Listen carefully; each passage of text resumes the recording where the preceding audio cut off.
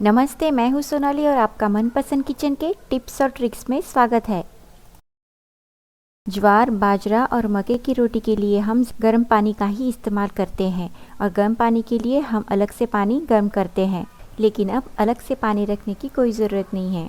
हम लोहे के तवे को गैस पर हाई फ्लेम पर रख देते हैं।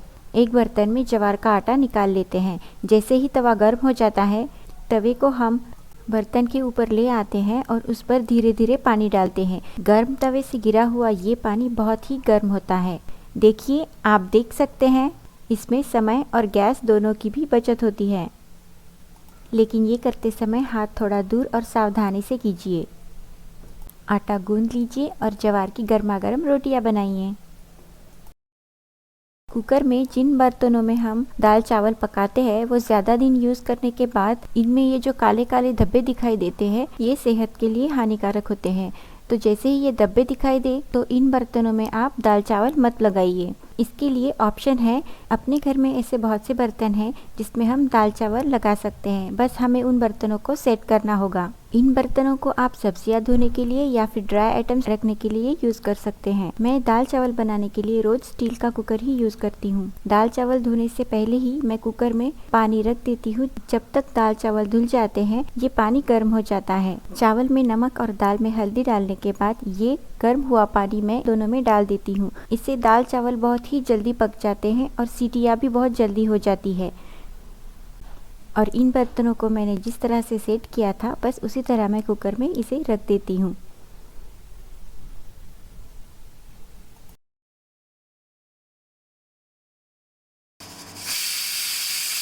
यहाँ मैं आपको एक बात बताना चाहती हूँ कि एल्यूमिनियम के कुकर में जितना समय 3 सीटियों को लगता है उससे कम समय स्टील के कुकर में लगता है। लेकिन स्टील के कुकर में 4 से 5 सीटी होने के बाद ही दाल चावल पकते हैं। एल्यूमिनियम के कुकर में हम ज़्यादातर इमली या फिर नींबू डालते हैं क्योंकि कुकर काला ना पड़े। लेकिन स्टील के कुकर में ये नहीं डालना पड़ता है, इसीलिए दाल पकने के बाद जो नीचे पानी होता है वो पौष्टिक भी होता है और यही गर्म पानी हम दाल के लिए यूज़ करते हैं। ये पानी अगर एक्स्ट्रा बच जाता है तो आप ये सब्ज़ी में डालने के लिए भी यूज़ कर सकते हैं। अगर इलायची को कूटना है तो उनके छिलके के साथ कूटे तो ये आसानी से कूट जाते हैं। देखिए, यहाँ पर मैंने इलायची ली है और उसमें थोड़ी सी शक्कर डाल दी है और उससे हमने कूट लिया है। इससे इलायची के दाने बाहर भी नहीं उड़ेंगे और इसका अच्छे से पाउडर भी बन जाता है और ये बचे हुए छिलके जाएंगे चाय पत्ती के डब्बे में। अब मार्केट से सूंठ पाउडर लाने की कोई ज़रूरत नहीं है। देखिए, यहाँ पर मैंने अदरक को कद्दूकस कर लिया है और इस प्लेट को मैंने धूप में सुखाने के लिए रख दिया है। लेकिन सुखाने से पहले उस पर एक कोई भी पतला कॉटन का कपड़ा रख दीजिए ताकि उस पर धूल न जमे। अच्छी धूप में बस एक ही दिन में ये अदरक अच्छे से सूख जाता है और ये अदरक सूखने के बाद इसे मिक्सर से निकाल लेंगे और देखिए कितना बढ़िया सूंठ पाउडर बन गया है। अब आप इससे चाय का मसाला भी बना सकते हैं और इम्यूनिटी बढ़ाने वाली गुड़ की गोली भी बना सकते हैं। इन दोनों की भी लिंक मैंने ऊपर सजेशन बॉक्स में दे दी है।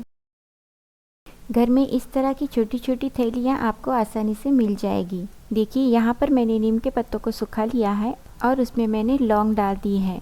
नीम के पत्तों को मैंने थोड़ा क्रश कर लिया है। अब ये हम इस थैली में डाल देंगे। उसी तरह मैंने एक दूसरी थैली ली है। आजकल के मार्केट में इसी तरह की थैलियाँ दी जा रही हैं। इस थैली में भी मैंने नीम के पत्ते भर कर रखे हैं और इसे पैक करने के लिए हम स्टेपलर यूज़ करेंगे और इसे हम साल भर के स्टोर करने के लिए जो दाल ली है उसमें हम रख देंगे। इस दाल को हमने कड़क धूप में 2 से 3 दिन के लिए सुखा दिया है और इसके बाद हम इसमें इन बैग्स को रख देते हैं।